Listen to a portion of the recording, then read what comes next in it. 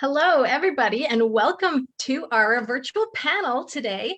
We're really glad to have you all, and we're glad to have any of our guests that may be joining us today.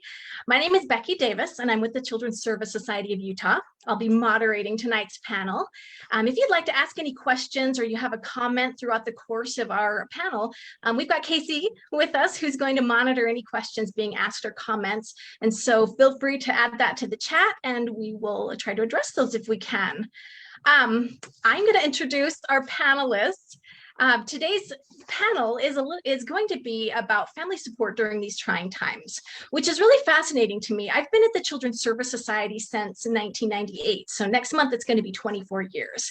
And I've seen all sorts of changes throughout the years, everything from a tornado to our agency having to close our adoption program because of the economy, different things like that. And so I've never had experience with a pandemic. So this is going to be very interesting to hear how other agencies sort of faced these difficult times and how it's changed the way you have started to access, your clients and offer services and things like that. So as I introduce you, I'm going to ask you to add a little bit of yourself about what services your organization provides and how they help children socially and emotionally. So I'm going to start with Logan. Logan Meyers is the program director with Friends of the Family. I'm sorry, it says Friends of the Family. It's actually Friends of Children. Sorry about that, Logan. So as program director for Friends of the Children, Utah, Logan strives to enrich the community through meaningful youth and family programming. During his time as a public school educator, Logan witnessed the value of mentorship and how positive influence and support can really help a child discover their unique talents and develop meaningful goals and thrive in a way that complements their ambitions. Logan attended Utah Valley University, where he earned a degree in secondary art education, along with a Utah State teaching license. And he's currently pursuing a Master of Public Administration at the U of U. Logan loves to paint, travel, and watch live music. So it's really good to have you, Logan. Let me know a little bit about what does your organization offer to help children socially and emotionally? Great. Thank you so much, Becky, and thank you so much for having me here. Our mission here at Friends of the Children is to impact generational change by empowering youth who are facing the greatest obstacles through a relationship with a professional mentor. So essentially, what we do is we work hard to identify kids in the community who are facing the greatest systemic obstacles, such as experiences of poverty, cognitive challenges, or chronic school absences, and a variety of other risk factors. Once we've identified those kids, we enroll them into our program and pair them with a professional mentor, which we call a friend, Friends of the Children. That's where we get our name. Our friends are full-time benefited employees, so so they're able to dedicate a really meaningful amount of time to each of the kids on their roster, and they're able to be really consistent. Our professional mentors or friends see their children at least once a week, and we dedicate 16 hours of service to each of those kids in our program each month. Wow. We're a long-term mentoring organization. Our tagline is 12 years no matter what, because we work really hard to provide this consistent support to a child for 12 years. We enroll the children between ages 4 and 6 years old, and then that way we walk by their sides from elementary school through middle school and through high school in hopes of getting them to high school graduation. Now, our mentors do visit youth at school, in the homes, and then we also encourage community engagement through events and extracurricular activities as well. So, studies have shown that if a child has even just one positive adult connection outside of their home unit, that their opportunities and successes grow exponentially. We recognize that every child has hopes and dreams, and, we want to be able to provide just that extra support to children that are navigating these really challenging and unpredictable situations so that their hopes and dreams can become a reality. And then the last thing that I'll mention about the services that we provide is that we've adopted what we call the 2-gen theory of change, which means that in addition to providing mentorship for the child that's enrolled into the program, we also try to provide supports for the entire family. Additional family supports come in the form of goal setting with caregivers and parents, and then also connecting families to other supportive resources through client referrals here in our community. Thank you. Yeah, thank you. So you mentioned that you enroll children between the ages of 4 and 5. What if there's an older child, maybe around 8 or 10 or whatever, that wants to join your program? Can they? That is a really great question. So, we're pretty strict on our eligibility requirement of between ages 4 and 6 years old, because we really do want to walk by this child's side for 12 years, no matter what. Now, this does come up where sometimes, a child has an older sibling that their mom really wants to get the older sibling involved in the program too. Now, in that scenario, what we'll do is we'll try to provide as much support for that sibling as possible, and then also make a referral to one of the other mentoring organizations in our community, such as Big Brothers Big Sisters, who does accommodate older children in that age range. That definitely makes a lot of sense. Thank you. One more question for you. How can someone sign up? And is there availability right now? And also, is there a cost involved for families who are interested? That's a great question. It's all totally free of charge. There is no cost associated with this program. And we actually do have availability right now. We've got quite a few available slots for both boys and girls in our organization right now. However, in order to get enrolled into the program, we do require a referral from one of our community partners. The Children's Service Society happens to be one of our referral partners, in addition to Utah Community Action, who houses the Head Start program, Neighborhood House, and a variety of other referral partners as well. So if you are interested in getting involved in Friends of the Children, or just learning more information, you can visit friendsutah.org and shoot me an email, and I'd be happy to talk to you about how you can get your child enrolled into our program. Awesome. Thank you, Logan. Thanks so much. All right, next we're going to introduce Carolynn Hoskin. She is, I've got ERSEA. Do you abbreviate that as ERSE? ERSE. ERSE, okay. Right, so exactly. You as got an it. ERSE outreach specialist for DDI Vantage, Carolynn is in the trenches finding children from 0 to 3 and expectant moms from the Early Start program. Carolynn is a transplant from Mississippi. She attended Utah State University and received her case management from College of Social Work at the U of U.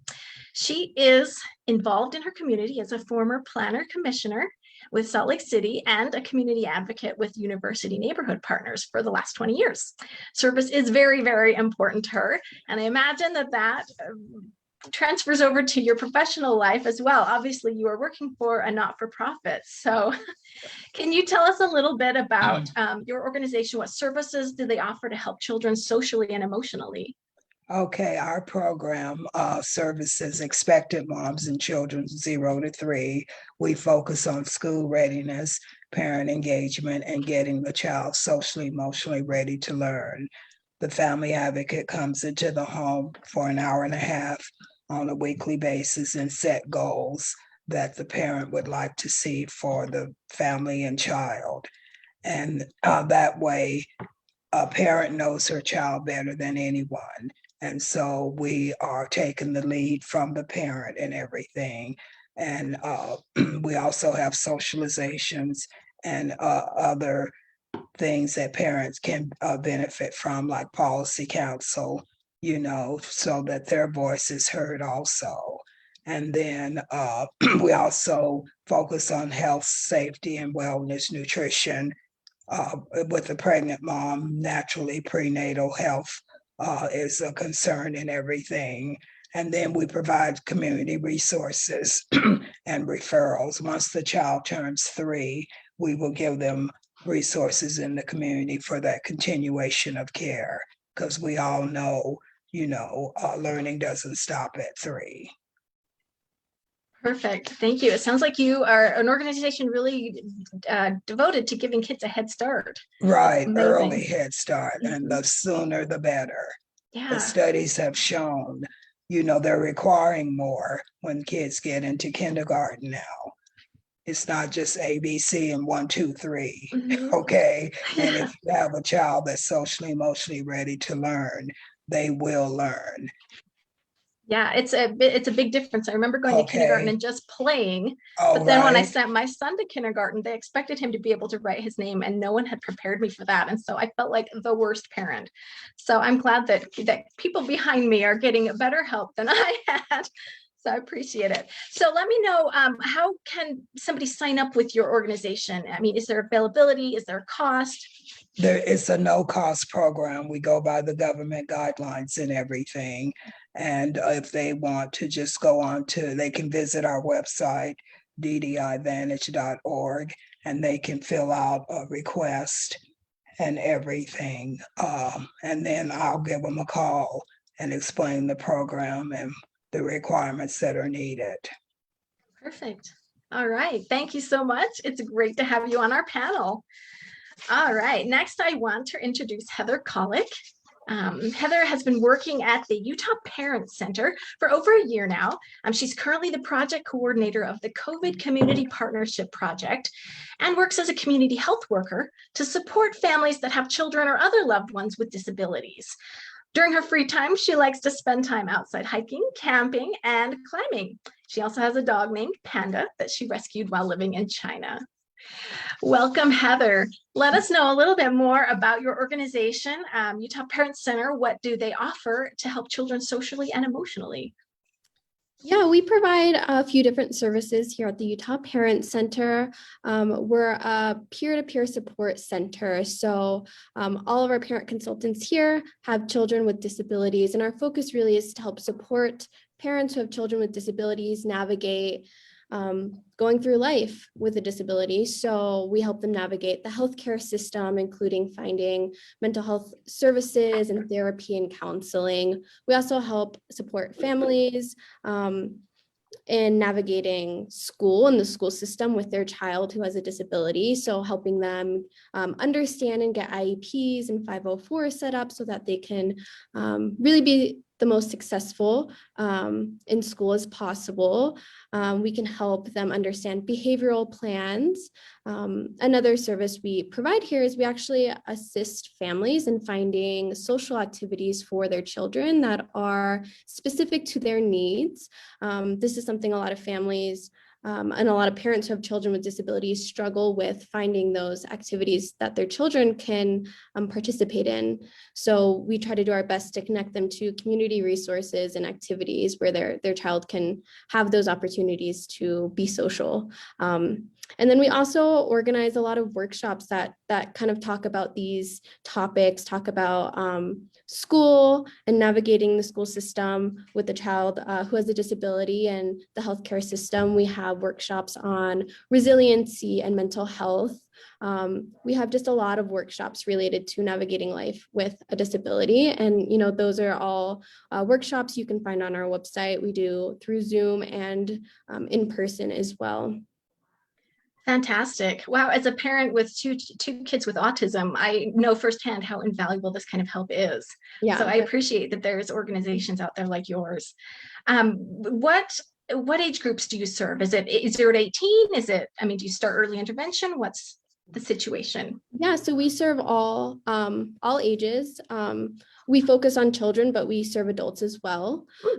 We do have specific programs that are focused on certain age groups. So for example, one of our programs, Transition University, focuses more on teenagers and young adults as they transition into adulthood, and focuses a lot on helping them navigate going from like pediatric care to the adult healthcare system and different changes like this that they're going to experience as they go into adulthood with different disabilities. Wow, my son is just 18 now, so you might be hearing from me. This is very timely. Thank you. Yeah. Perfect. So how does somebody get involved? How do they sign up? Is there a cost? Anything like that? Yeah, so all of our services are free. All you have to do is call the Utah Parent Center or send us an email, and one of our amazing admins will get you in contact with a parent consultant that is trained to address whatever needs you have. We have school-specific parent consultants, and then we have parent consultants that deal with the more medical side of things. We have some of our community health workers here that can handle the COVID-related challenges people are facing. So they'll get you in contact with the right support person here at the center, and it's all of our programs are free of charge. Excellent. I'm so glad to hear that all these programs are free of charge. I think a lot of times parents have needs, but they think, oh, I can't afford help. And they don't realize that there are so many community programs out there that can offer support, assistance, and they just need to get in touch with the right person. So that is exactly why we do these kinds of things, is to let the community know that there is help out there and it's available for you. So thank you. Thank you so much, Heather. All right, now I want to introduce Lisia. Lisia Satini is our home visitation supervisor. She's been serving families with the Children's Service Society of Utah as a Parents as Teachers, we abbreviate that as PAT, affiliate for 7 years in our home visitation program. She currently oversees the program, which offers direct services for parents and caregivers of children ages 0 to 5. She's certified as a community health worker with the Utah State Department of Health, and she's a certified PAT parent educator since 2015. She earned a case management certification from the University of Utah College of Social Work. Her immediate family includes 5 children, a dog named Red, and recently added a bunny named Rocket. She enjoys traveling, music, and serving the community whenever she can. Lisia, thank you so much for being here with us. Tell us a little bit more about how the Children's Service Society, and specifically the home visitation program, what kind of help they offer to children socially and emotionally. So as you mentioned, with home visitation, we are a Parents as Teachers affiliate.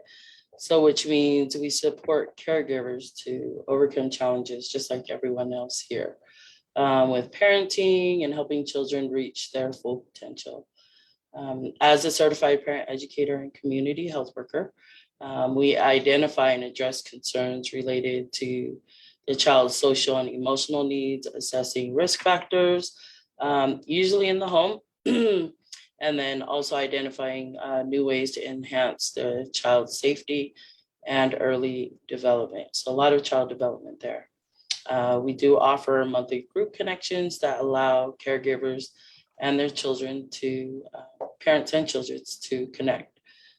At home visits, we'll discuss tools for children to cope and deal with issues in a healthy way. So a lot of linking families also with resources, just to build a healthier lifestyle.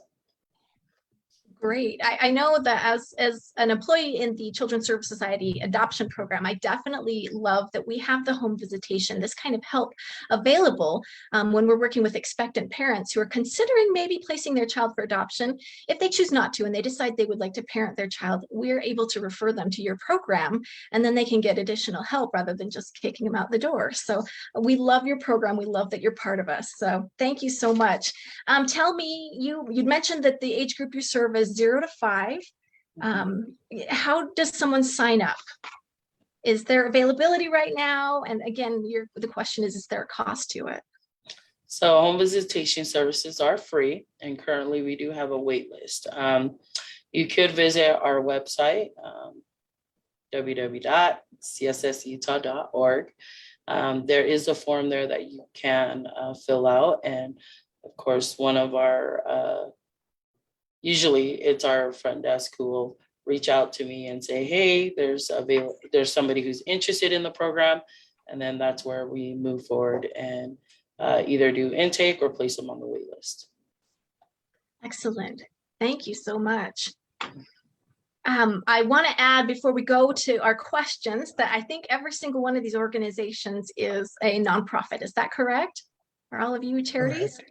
Yes. So as a charity, I know firsthand that every charity in the world is funded by donations and grants. And so if anyone is especially touched by any of these programs that we're hearing from today, feel free to go to their website and learn more about how you can become a donor and support Utah families and children.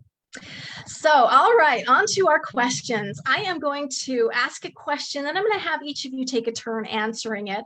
And I'm just going to go on how you appear on my screen, and then I'll kind of rotate. So Logan, I'll have you answer first this time. And Lisia, you're going to be first for question number 2. So then I'll just let you know who's next. So my first question for you all is, can you share a specific example of how your organization has helped a family in this community work? So Logan, what do you think? Yeah, thank you so much, Becky. So I want to tell you a story. I want to tell you a story about one of our program participants. For the sake of this story and for confidentiality, I'll call him Ryan, but Ryan's not his real name. We were introduced to Ryan in November 2020 when he was referred to Friends of the Children due to chronic absences. So at this time, Ryan had just started kindergarten 2 months previous to this. And like I said, it was in 2020. So he definitely had some challenges associated with school and learning and kind of the remote style of learning versus in-person. And it was the in-person education that he was really struggling with, and him and his parents were struggling to get him to school. Ryan was enrolled into Friends of the Children when he was 5 years old, and the school absences was the first thing that he started to work on with his mentor. At the same time, Ryan's mentor was also encouraging pro-social development and positive school behavior. Well, one thing led to another, and as life goes, further challenges presented in Ryan's life when he was removed from his home and transitioned into foster care, unfortunately. Ryan's mentor, however, was able to maintain consistent involvement in his life and even sat by Ryan's side as he met with new foster families. But Ryan's mentor offered support and compassion and encouragement as Ryan traversed unfamiliar environments and really traumatic situations. Now, unfortunately, in the last 9 months, since Ryan entered state care, he's transitioned into now 5 different temporary homes, including Christmas Box House. However, Ryan's friend has been able to be with him every step of that way as he transitions from one home to the next. Now, because of Ryan's resiliency and the support of a consistent long-term mentor, Ryan is doing quite well, all things considered. He has attended 3 different elementary schools this year. This year he's in 1st grade, but he's getting really, really good at making friends quickly at new schools. And he's also getting straight A's, which I'm really happy to report. Well, actually, almost. He's got a B+ in science, but we're working on that. We're going to get him up to an A. One of the greatest things that, in my opinion, about Friends of the Children is that we can really tailor our activities to exactly the challenges that our children are facing. So if they do need support in making friends on the playground, we coordinate with the school and we go and we visit that child during recess and have some controlled social environments to help that child make friends. In addition, like in Ryan's case, like I said, he's got a B+ in science. We want to get that up to an A. We think one thing that's going to help him is taking him to the Clark Planetarium and showing him, space and how engaging science can be if you look at the right elements. And I have a feeling that his grades are really going to greatly improve. So thank you. That's fantastic. What a great story. That is very inspirational. Thank you so much. All right, Lisia, you're next on my screen. Can you share an example of how your organization has helped a family? So earlier I mentioned our group connections that we offer monthly. And so this past January, we had a group connection where we partnered with Smarter Parenting. It was a virtual event and it was,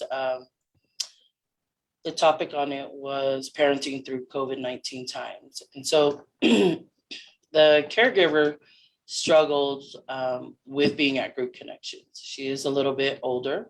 And so because of the fear of judgment of having to parent a 4-year-old and now a baby at an older age, she usually doesn't show up to these group connections.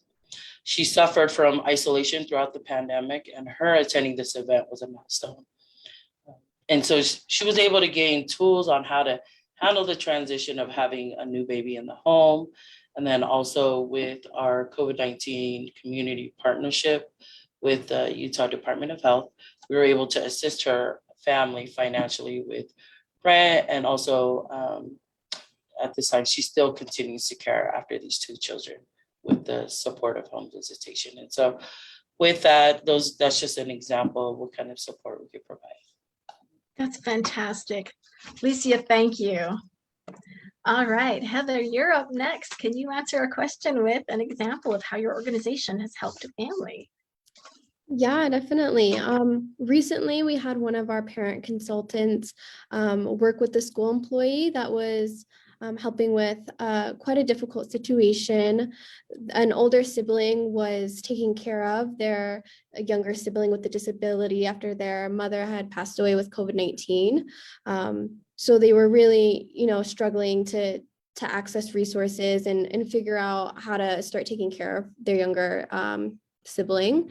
So the school employee got them in contact with the Utah Parent Center, and we were able to connect them to different resources for counseling and childcare and healthcare services, really any services that would help get them through this crisis and help the older sibling and taking over those responsibilities for their younger sibling, and helping them understand how to help their younger sibling in school and outside of school with their disability.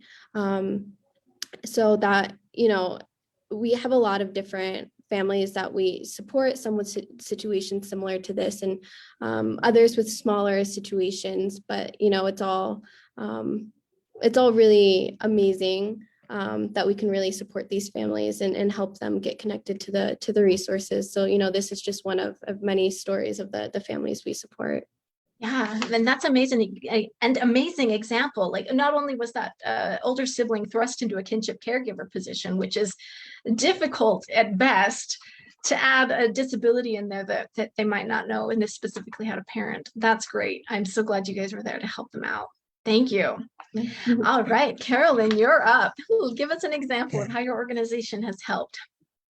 Okay, the way we have helped, we have a parent that's on our program with a 2-year-old child, and then a position came opened part-time at our admin office, and she applied for it and ended up being, doing outreach and everything. And she started out also on our policy council, making decisions for the policy council as well as other parents and everything. And now she's on the road to self-sufficiency. That is great. Isn't it so rewarding to be able to see that transition? Right. And like I tell her, you are our best advocate for the program. Yeah, someone who's actually been there. No one can Okay, tell you say how it like it is. you can. Yeah, exactly. That's great. All right. So our second question for you all, and I'm going to start with Lisia and then go to Heather and go that direction. How is your organization combating the misconceptions or sometimes even myths around COVID specifically to help the communities that you serve? So Home Visitation, we offer weekly social media posts, content, educating the community that follow our Facebook and our Instagram page. We offer up-to-date resources to help families, whether it's parenting, education, or COVID-19 resources. With our Home Visitation staff, we always stay current with all of the COVID-19 updates with our monthly meetings and trainings that are held by the Utah Department of Health, which adheres to the CDC guidelines. And so we're constantly offering outreach and sharing education, not only just in our outreach efforts, but also with our participants within our organization. Thank you, Lisia. Thank you. I know that following up on social media can be a bit of a challenge, but that's really how we communicate now that COVID has just changed our world so much. Like that's where people go for news. So great. Heather, okay, let us know how Utah Parents Center is combating the misconceptions in our communities. Yeah, so we have two different projects here, the COVID Community Partnership Project and Utah Family Voices, their vaccine outreach. We're both working together to try to create information pieces that we pass out at our clinics and that we've posted on our website to help inform people about COVID-19 and the vaccine, give them accurate information and talk about and debunk some misinformation. We've also created a little book with different CDC information in it for people to access. It's written at the 3rd grade level, so it's more accessible to individuals with maybe intellectual disabilities or that maybe have difficulties reading or comprehending language the same way as other people would at higher reading levels. So this book is really great because more people can get access to, CDC COVID information and kind of more accurate information. And then we also host some Facebook Lives as well to talk about the most recent COVID updates, vaccine information, and we kind of, once again, debunk some misinformation that people may have heard in the community. Yeah. Thank you. It didn't even occur to me that there would be a need to give information like that in a more developmentally appropriate way. That's great. What a good resource. Thank you so much. All right, Carolyn, let me know how your organization is combating the misconceptions and maybe myths around COVID in our communities. Well, like everyone else, we are encouraging the families to follow the CDC guidelines as well as the Utah State Health Department, and also to listen to the science. That's the bottom line, okay? Yeah, and everything. And we encourage them, to ask questions. And if they aren't, sure about something, to continue to ask questions. And we don't have the answer, we will find it out for them and everything. And then we also, talk about, precautions and everything, wet masks, the hand washing, which goes along with health and safety. We're all doing that, right? And everything too. Perfect. Yeah, I mean, we're just herd animals, right? The more people who just follow the science and give that good example, the better outcome we have, and the easier it is for other people to understand that that's how it needs to happen. So thank you. Okay, Logan, it's your turn to answer this question. Let us know how Friends of the Children is combating misconceptions in our community. Yeah, thank you, Becky. So, the first thing that I'll mention is that our organization is a little unique in the way that we were established in March 2020, about 2 weeks before COVID shut everything down. Wow. So COVID, this pandemic has always been our normal here at Friends of the Children Utah. And I think because of that, we've been able to really fine tune some processes and just keep parents in the loop, which I think is at least from an administrative standpoint, kind of the most important thing is that if we create some sort of policy or system in relation to COVID, we very much explain it to the parents so that they understand why we're doing these things, and there's not any ill feelings otherwise. For example, last month we did, during the Omicron surge, we initiated a 30-day pause on in-person services. And, we explained to the families using the data, using the science, why we had those concerns. The other thing that I'll mention that we do is we provide individualized education around COVID and the vaccine as well. So if families are interested in learning more about the vaccine, and the benefits or the risks involved in that vaccine, then we're happy to provide information and pamphlets. We've actually partnered with the Salt Lake County Health Department, and so that we can also refer families to the health department, and acknowledging that we're not specialists here, but there are definitely people in our community who are specialists around infectious diseases. So that's what we're doing here at Friends of the Children Utah. That's great. That sounds perfect. Exactly what our community needs. Thank you so much. So I've got one more question for you all, and then we can conclude our panel with some final announcements about some of the things coming up for our agencies. So I'm going to start this round with Heather, and then Carolyn will be second, and we'll go Logan and Lisia. This last question is sort of a two-parter. How can we best support each other as agencies and collaborate versus just being our own islands? You know what I mean? The second half of that question being, when we work together, how are we supporting each other for the better good? So, Heather, would you like to start with us that? Yeah, I mean, I definitely think this is super important.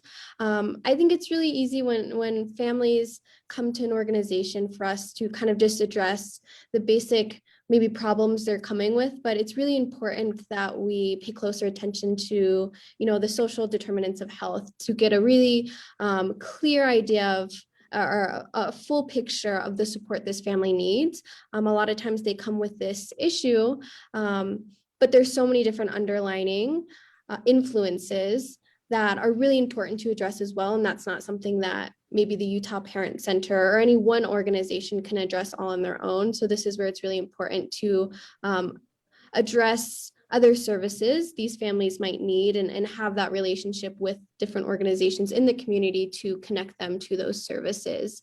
So I think this is the first step, is just really diving deeper into the influences that are the different things that are influencing these issues that these families are facing, and then really finding resources in the community that we can connect them to, which means collaborating a lot more amongst each other as community-based organizations to make sure, if someone comes to me and there's a service we can't provide at the Utah Parent Center, but I know that DDI Vantage would be a great resource for them, I can just get them connected to them rather than say, I'm sorry, this isn't something we can provide. So I think that's the best thing we can do, is get a more clear picture by looking at those social determinants of health. And I think doing that, you can support the families a lot more. A lot of times there are influences that there are different things influencing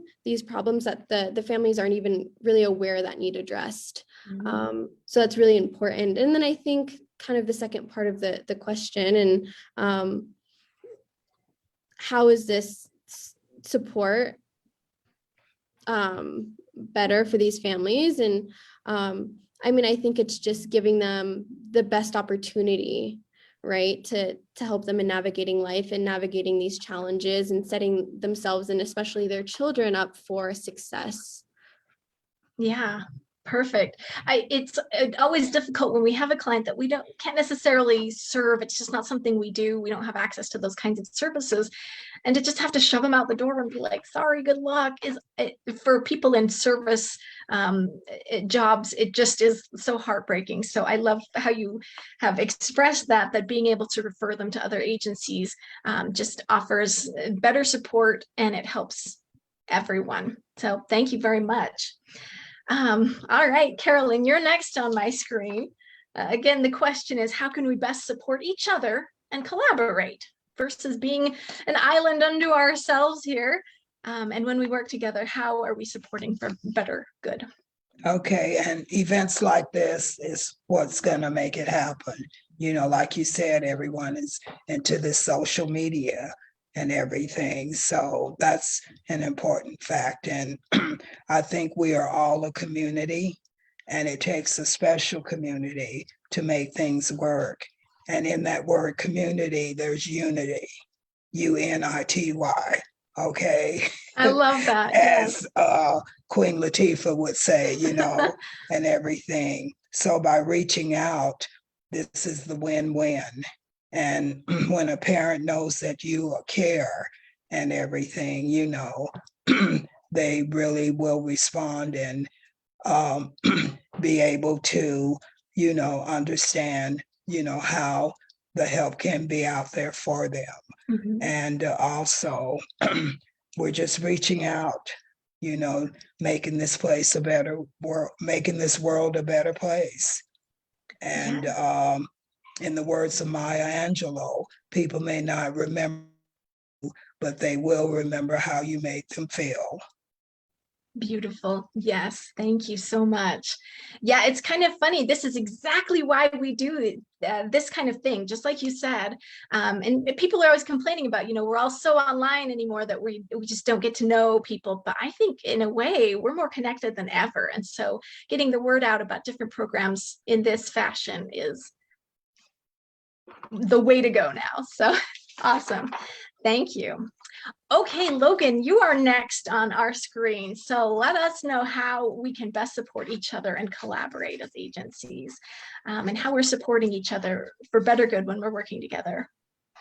Yeah, so many great things have already been said. I'm just going to echo a few of these things. First of all, client referrals, I think, are so important. When we aren't able to accommodate a certain need, I think it's really important that we don't just push somebody out the door, that we make sure that they kind of have that warm handoff with another organization that can serve them. I think that when we get a group of like-minded individuals and like-minded organizations in a room together, or a digital room together like this, that we're able to identify ways that we can eliminate service gaps. For example, Carolynn's program works with prenatal children up to 3 years old. Lisia's program is working with 3-year-old up to 5-year-old. My program's working with 5 to 18. So, there's this age trend that's going on there, and I know that at least for our organizations, there's certain disabilities that we might not be able to accommodate. We want to get specialized training to appropriately accommodate those individuals with disabilities. So in that case, we would refer over to Heather's organization. So, I'm just loving the synergy that I'm seeing. The other thing that I think is that when these organizations get together, it can drive systemic change, which is what we really need in our society right now. There's some broken pieces to the system that really aren't working for the people, the most vulnerable people in our community. So if our organizations can get together and drive this change during legislative sessions and get, Utah senators involved in these sorts of initiatives and programming, then we'll see a widespread change on a level that us as individuals may not be able to impact, but together we can do it. Yes, definitely power in numbers. Thank you for acknowledging that. You said something early on in your comment, the term warm handoff, which I really liked. And that's, I see experienced throughout all different agencies that we work with, including all yours, is just being able to call that other agency and make that warm referral. So the client doesn't just go over making a cold call, not knowing anyone. We're able to say, hey, call Logan. He's really good at what he does and you're going to be well taken care of. Makes all the difference for us. So thank you for your thoughts on that. All right, we're going to finish up with you, Lisia. How can we best support each other through collaboration? And how are we supporting each other for the better good as we work together? And just to bounce off of what Logan had mentioned, with systemic change, I think this is huge. This platform right here, the ability for us to be able to connect with each other, knowing what events that are happening. An example is just Utah Parent Center. They do a great job with their vaccine clinic. I was able to visit them and connect them with some thermometers and oximeters and testing kits, masks, sanitizers, those kinds of things that have been donated to us to be able to continue to keep our community safe. I think the collaboration, we have a couple of organizations on here that sit on our advisory board, and I appreciate that. And that's what keeps, the systemic change that Logan referred to earlier. And even with us, home visits are usually in the home, but because we've shifted virtually with visiting our families, I think, moving with the times and understanding change and being there when we're called. And so I think a lot of this collaboration today and being here, and I thank you, Becky, for moderating us tonight, and all the collaboration to be able to make this work has been awesome. And it's been great to work with all of you. And I think when we talk about not being our own islands, let's not stop at this. Let's keep this going, not ending it at this one event. And I think that's important as we continue to communicate and collaborate with each other. I know that we've got some work even with the Utah Parent Center with translation. They've offered their services. And so as Home Visitation, we appreciate all of the collaboration and all the connecting that we do. And it's fun. It's fun to be able to connect with each other and then to be able to offer that to these families that we continue to serve. And Logan, it's 0 to 5. I heard you say 3 to 5. So I was like, let me correct that one real quick. Sorry about that. So for all families, expect their parents and then up to the age 5. And that's what I love about this panel is the diverse age groups that we all serve and abilities, and to be able to be a resource to our communities that we serve. So thank you. Lisia, I couldn't offer a better wrap up, so I'm just going to let your words speak for all of us. That was amazing. Thank you so much. Before we close out, we've got about 15 more minutes, but I think we might leave a little bit early so y'all can get home to your dinners. That'll be great. I've got some announcements about some events that are happening with our different organizations we're meeting with tonight. First, we have Friends of the Children is doing a book fair on March 18th. Logan, would you give us a little bit more information about that?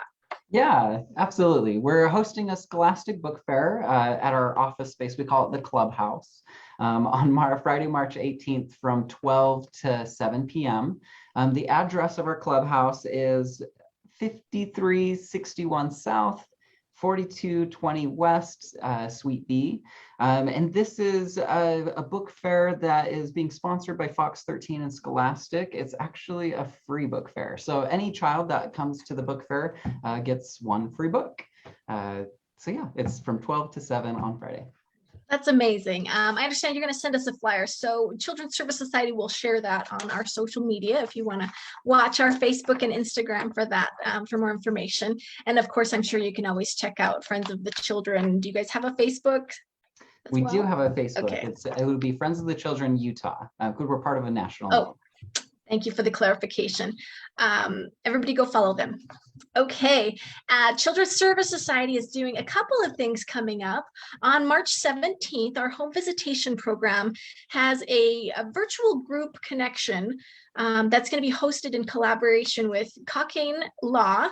And then we're going to be discussing safety on the road. So this is details on what to do in case of an accident, preventing an accident, and what insurance coverage should look like. So this is something that every family really should know about. I imagine we will be sharing more information about that as well on our social media coming up. Is there anything to add to that, Lisia? Recently the news just covered that there have been, in 2 months, 30 wrong way accidents. And so just to mention, the reason why I mentioned that is because, of course, we want to be able to keep our families safe. And we thought this would be a great avenue to help families know how to navigate those roads and be aware of what to do in case of an accident. So please join us virtually. That would be great. Thank you. Also on Friday, the 18th of March, Children's Service Society is going to be hosting a COVID vaccine clinic here at our offices. The address is 655 East, 4500 South in the Salt Lake Murray area. It's the corner of 7th East and 45th South. We have received a donation of some children's clothing. So we'll be offering that for a free clothing giveaway as part of that. So come if you are in need of some clothes. I think most of them are like newborn to maybe size 5. And come and get your vaccine while you're at it if you haven't already done that. An announcement from DDI Vantage is that they are currently hiring. Carolyn, would you like to give us more information about maybe what position is open? Sure. Our website is ddivantage.org, and then go under employment. And our employment HR person is Linda Ivy. And the positions that are open is like a family advocate for 40 hours a week. So you would be going into the home, you know, visiting families and their children and everything. Excellent. I hope that you'll get lots of applicants for this. I can tell our audience that there is nothing like working at a job that actually makes a difference in people's lives. It's amazing. And it's the reason I've been at this agency for 24 years now. So good luck with that hiring, Carolyn. Thank you for the notice. And then our final announcement is the Utah Parent Center is also hosting a COVID vaccine clinic, and theirs is going to be on March 26th. And I understand that it's going to have a Candyland theme. Is that correct? Yeah. Tell us a little bit more about that. We like to do themes at our clinics because we do, you know, try to focus on vaccinating children. Of course, we want to vaccinate people of all ages, but those little ones we're really trying to focus on. And so our clinic's going to be Candyland theme. There's going to be Candyland decorations. There's going to be a short film that they can watch while they have to wait after their vaccine. There's going to be some snacks, some toys and prizes. And of course, there's going to be some candy for some of the kids who want to have some candy as well. So it's going to be fun. And it's specifically COVID-19 vaccine. We have all of the manufacturers and all doses available. So if you're needing a vaccine, you can definitely come to our clinic. It's in Murray at 5296 Commerce Drive. And it's 10:30 to 1 p.m. 10:30 to 1. Excellent. It's funny you say it's going to be really fun. You don't often hear the shots and fun at the same time. But it sounds like it's going to be. And I might just have to bring my daughter down who's yet unvaccinated because she's terrified. So maybe with a little bit of fun, we can get that to happen. So thank you for that information. Just to wrap this up, I want to thank everybody for participating, for your really lovely answers. I can tell that everyone on this panel is just a very caring individual who feels very passionately and strongly, not only for where you work, but the families that you work with.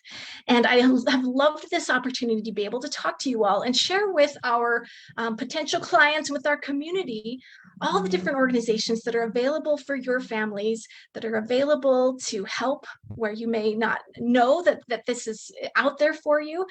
Please share the news to anybody you might know who could maybe potentially benefit from any of one of these services. And definitely share this video and give us a like. And we will be posting this probably on the Children's Service Society YouTube afterwards. So if you missed the live stream, we will be able to share that from YouTube later. So I thank everyone who's here and give you an applause. And we hope that we will be able to continue collaborating and continue making positive changes for families in Utah and for the larger community and our world. So thank you very much.